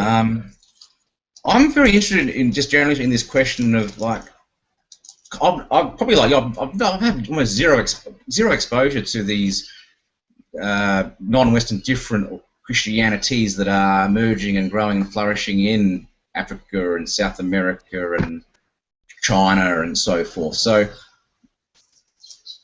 I don't know much. But the question I have about them though is that are they just a kind of your standard kind of mythic, literalist, superstitious kind of religion, or is there a genuine transformative force at work within these? That I don't know really. That's a good. That would be yeah.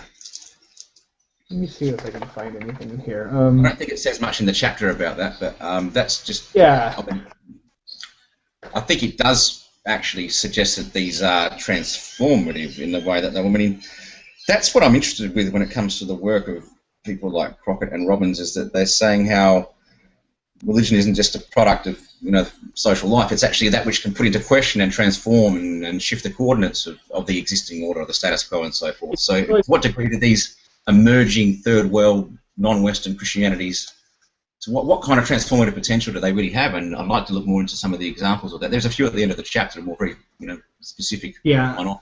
It sounds like they're taking what Pete is doing and doing it on a socio-political level, really.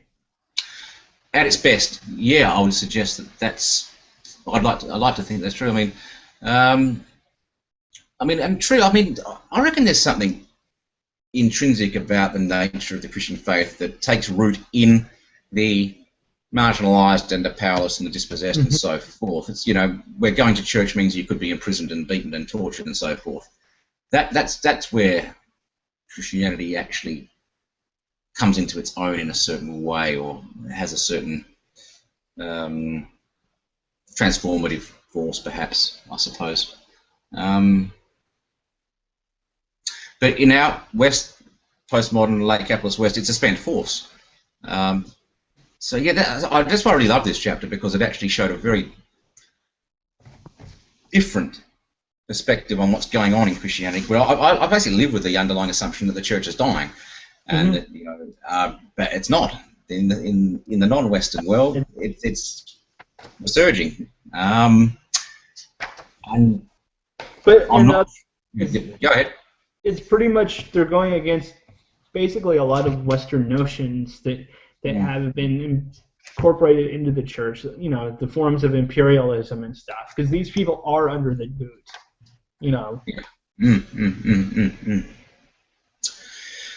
I think it's what I found most interesting in this chapter is whether or not religion in general, or Christianity in particular, can be a way of subverting or challenging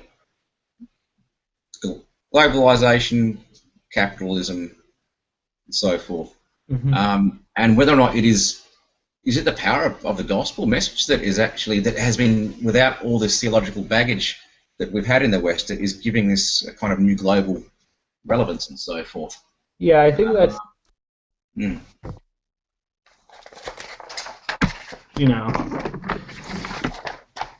yeah, because he talks about how they're not talking about the Western they're talking about all these indigenous Christs, so his Christianity has kind of, there are these kind of indigenous forms of viewing Christ, I guess.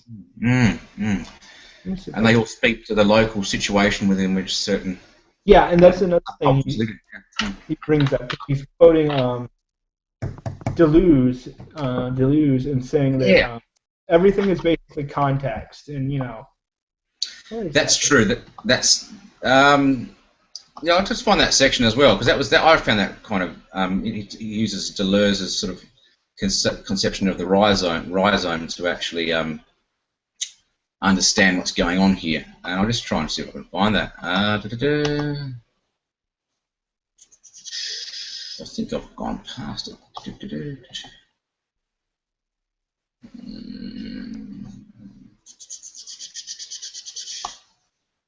One sec, mate. Won't be a moment. Yeah. So there's the three essential characteristics: decentralization. This is characteristics of what's going on in the global postmodern Christianity: decentralization, deinstitutionalization, and in this indigenization.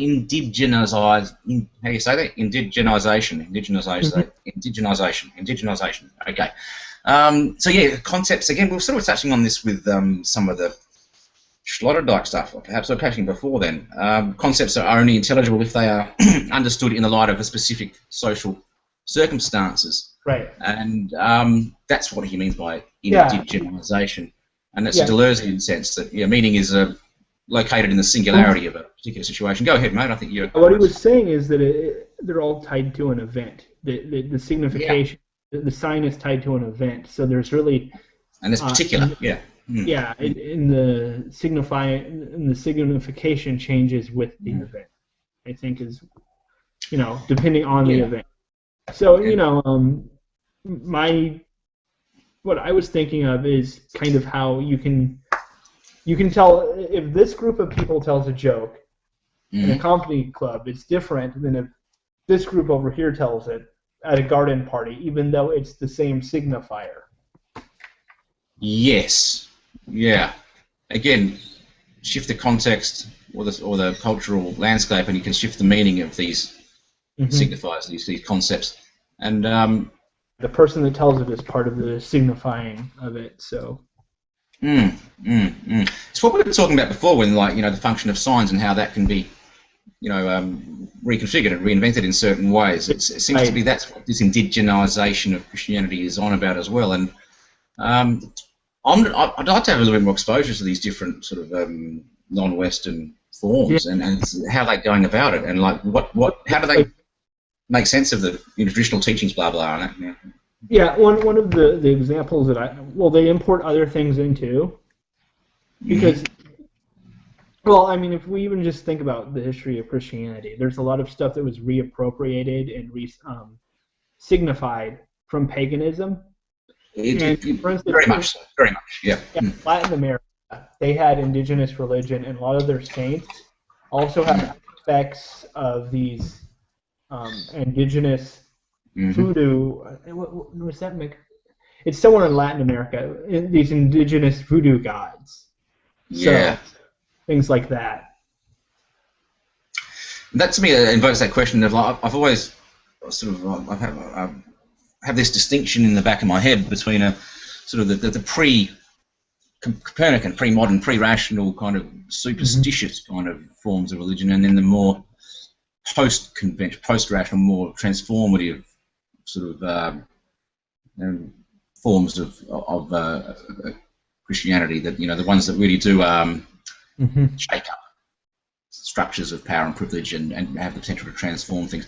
I mean, to me, there's a lot of ambiguity in that question, and without actually having any real experience, I wouldn't want to hazard any sort of determination or judgment about it. But again, go ahead.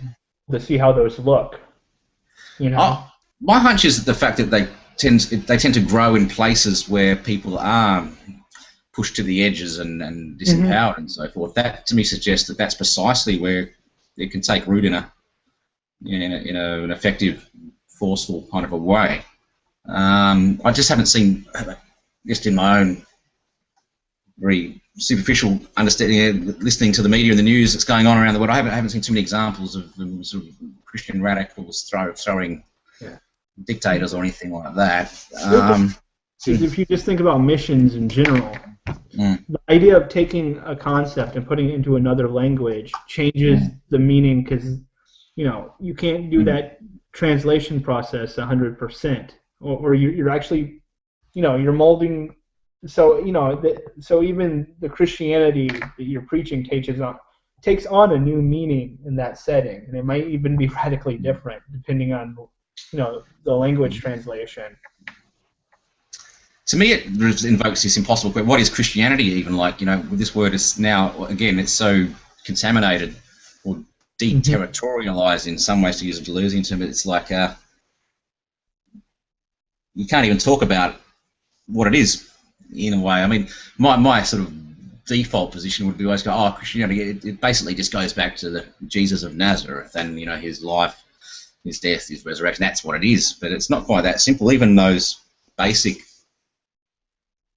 sort of the basic understanding of the events that are going on there, it can be very, very much reinterpreted in different contexts in different ways.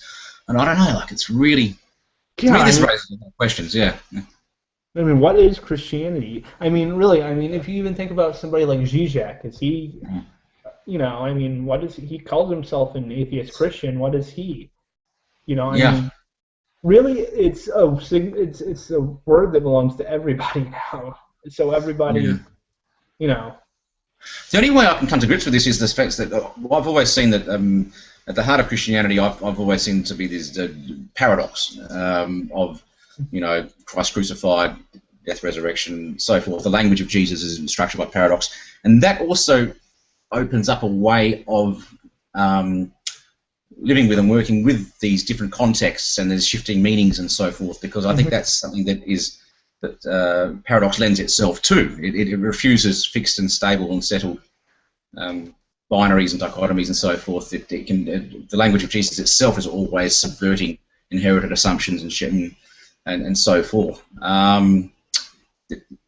If we can enact or reactivate these paradoxical dimensions of the early forms of Christianity, then that's a way of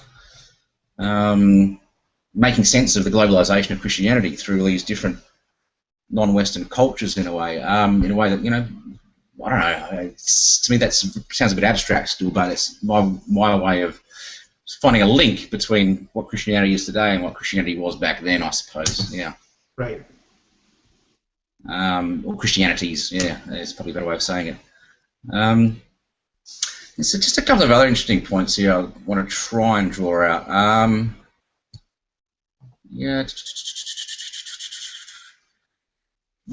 really. There's a lot of really interesting insights here that I had never stumbled into before, in the sense that we usually assume that globalization is something that emanates from the West, but there's a bit of a sense that it actually goes the other way. You know, there's missionaries from the East that are actually also getting involved in globalization. You know, like you get the whole Western Buddhism, you know, teachers coming from the East to the West to, you know, share the Oriental mystical teachings and so forth. There's a New Age sort of stuff that appropriates that. There's, you know, the Islamic revolt against the secular Arab regimes is a part of globalization. It's not just a Western phenomenon. It's something that it's not merely a neo-colonialist type thing. It goes not just from West to East, but also from East to West, shall we say. Yeah. And that ties in with what Robbins was saying, that fundamentalism is really a postmodern move in that other article. That's interesting. Yeah, because I've always seen it as a reaction to modernity. Yeah, but it's actually, it shares something in common with the postmodernism. Is that what you got out of it? Like, it's a form of resistance against against globalism, basically. Yeah.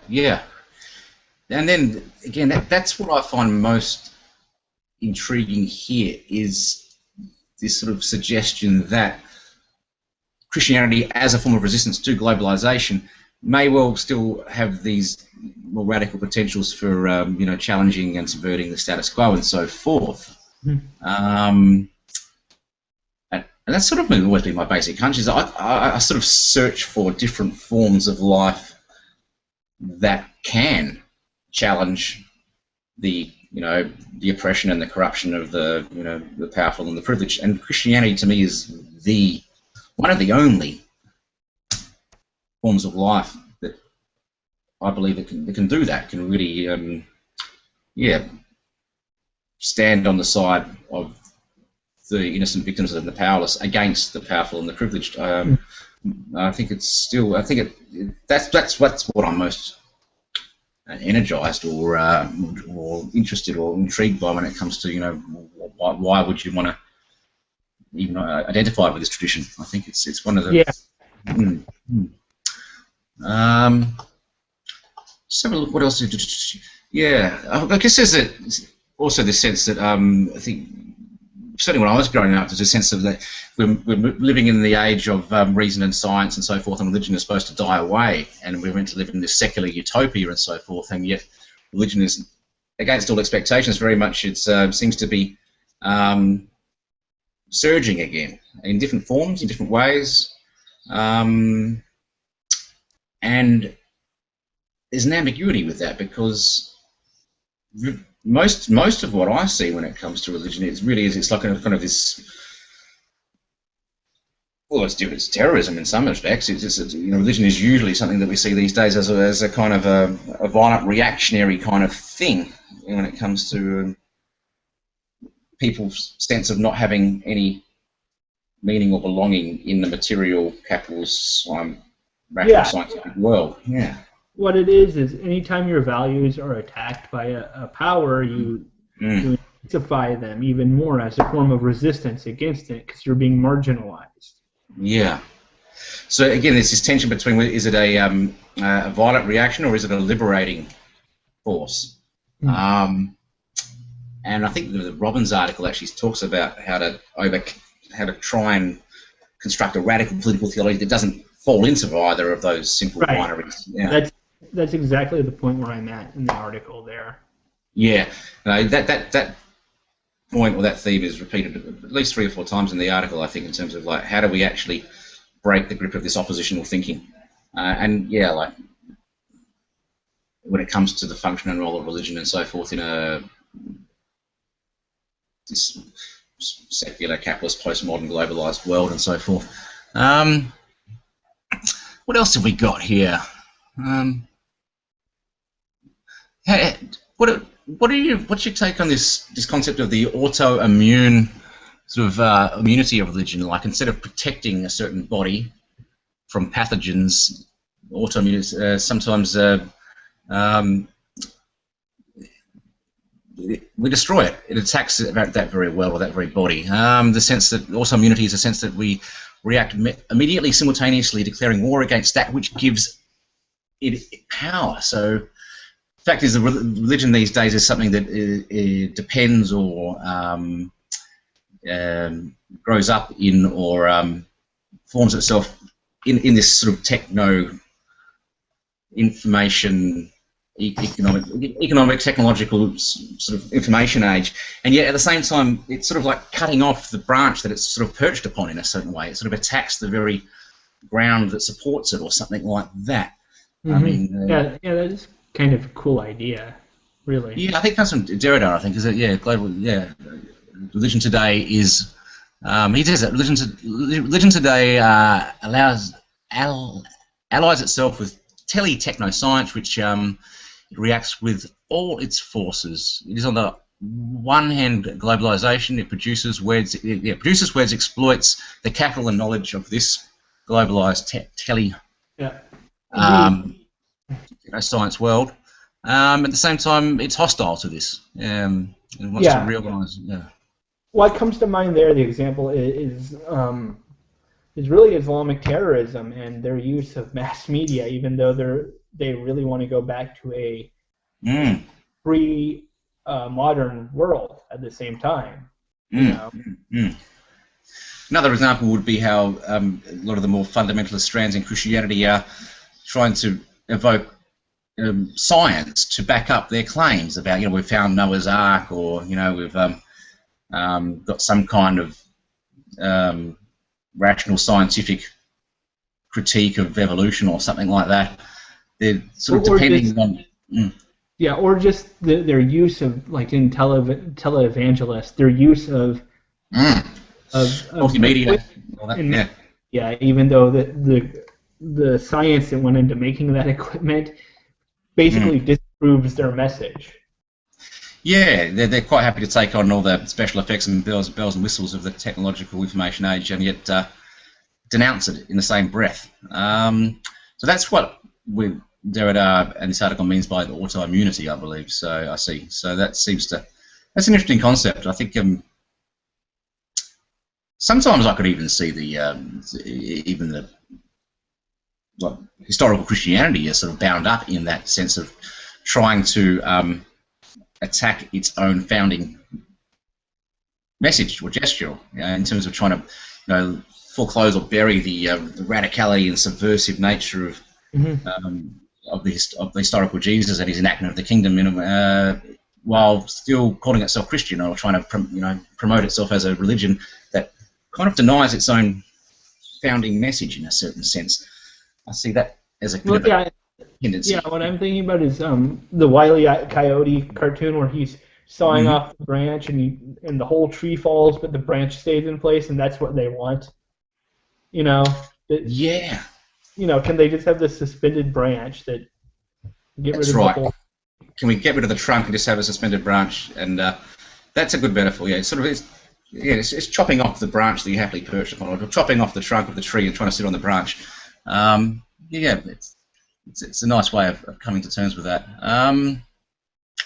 So the return of the religious is something that Derrida spoke about. What's he saying here? Again, that's that tele-techno-science synergy that we already touched upon. This article also sort of takes issue with the assumption that globalization is to globalize to secularize. That's been proven pretty much false by this return of religion that Derrida talks about in certain respects. So, and I'm interested in do you see potentials for any kind of transformative action in this sense that Christianity is something that can sort of stand as an exception to this secularized, globalized world? Again, I think it's something I mentioned before, but where do we turn these days to look for resources and potentials? Well, I think that's kind of part of the return of religion. That now that religion is this marginalized force. Where is that in the Rashki article? Because he talks about that. People marginalized. Go ahead, mate. Other marginalized people tend to side with other marginalized forces. And you can see how if you have a religion about a marginalized people already, like Christianity, how there's kind of do I want to call it a confluence, but kind of this meeting point where a marginalized people and a marginalized religion come together. Something kind of very transformative can happen that goes against the kind of the purely secular order of things.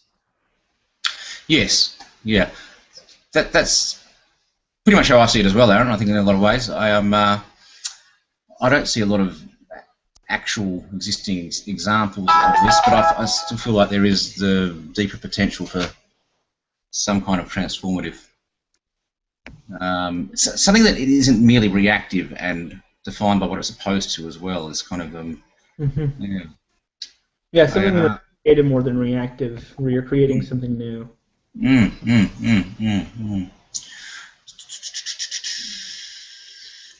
What else have we got here? I think there's some pretty.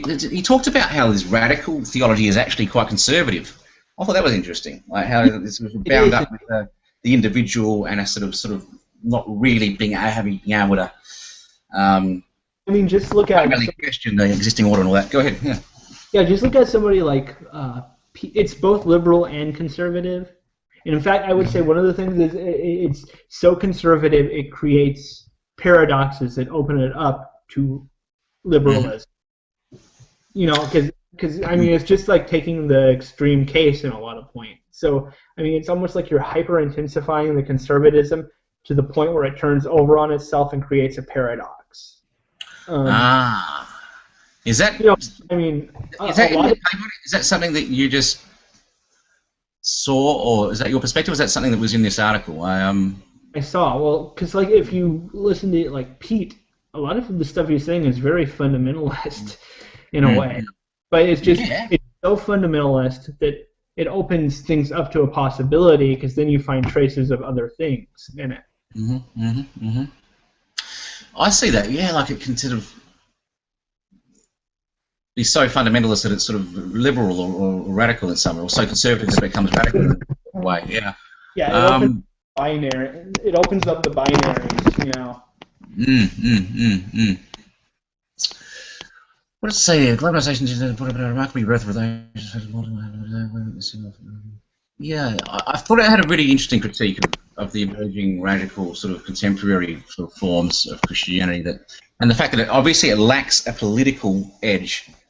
It's too focused on perhaps individuals in an academic sort of context rather than having them. And that's where Robbins and Prophet are really trying to speak to. Well, inform radicals got into a more political angle. I think that might be another article. I think it might be the other article, that, not this particular chapter on postmodernism. New Christians move are a reaction to the ravages and threats of globalization with concerted attention to the value of local cultures and economies, the challenges of social dislocation, and yeah. Again, I'm just still left with this question of whether or not the return of religion is a liberating force or just a reactive sort of force. That's kind of, I think, where I'm left with here. Well, here's the thing. How are you going for time at the moment, here's the Aaron? Here it's almost 9. My battery's going dead, but just before I go, here's the kind of thing. Your battery is starting to die. What you're trying to do there is get back to a pre-modern. Just out there, yeah. Sorry, mate. Go ahead. Hold on. Yeah, I had to plug. So. You're okay. You can just use the bathroom. You have okay. Okay. You with post you're after modernism, and therefore it's situated differently than just kind of a pre-modern reaction against it. You know. So postmodernism is built on top of modernity, but perhaps these more fundamentalist return to religion, it suspends explicitly tries to suspend the benefits or the dignities of modernity. It sort of doesn't see any kind of post, any coming after, any being built on top. It's something that it's altogether different from, in a certain way. Is that? I think that's what you're trying to say. Well, I think what it is a mediation between modernity and pre-modernity, really. In a way. Yeah, I mean that's how I've traditionally seen it. Fundamentalism is pre-modern. Well, no, it's not.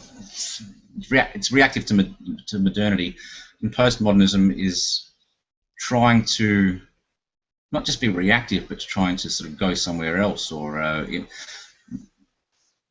include or embrace modernity, but go beyond it in a more critical way, I suppose. But yeah, I'm a bit uncertain, to be honest.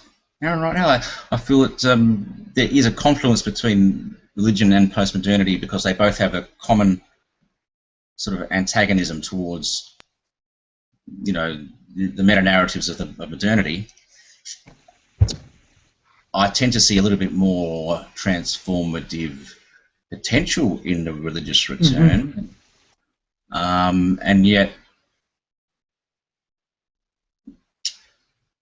how do we? Yeah.